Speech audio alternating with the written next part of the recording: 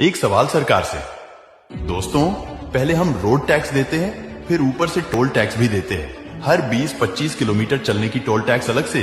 क्या मन में कभी सवाल नहीं उठता आपका, जब हमने रोड टैक्स दे दिया तब फिर टोल टैक्स क्यों देना है? या तो हम रोड टैक्स ना भरे तब समझ में आए, जब रोड टैक्स भरे तब टोल टैक्स क्यों?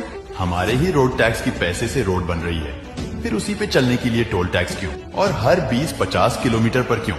एक दिन मैंने हिसाब निकाला था, दिल्ली से कलकत्ता अगर अब गाड़ी से चले जाए तो डीजल के खर्चे से ज्यादा टोल टैक्स की खर्चे आते हैं। तो हम हिंदुस्तान की सरकार को इनकम टैक्स के रूप में, कॉर्पोरेट टैक्स के रूप में, वैल्यू एडेड टैक्स के रूप में, सेल टैक्स के रूप में, रोड टैक्स के रूप में, टोल टैक्स के रूप में, प्रॉपर्टी टैक्स के रूप में, हाउस टैक्स के रूप में, ऐसे ही 64 टाइप्स टैक्स के रूप में हर साल हम 20 लाख करोड़ दे देते हैं। 6,14,000 करोड़ केंद्र सरकार को और बचा हुए सब राज्य सरकार को 35 राज्य में। फिर भी हमारे देश में गरीबी, भूखमरी, बेकारी क्यों है?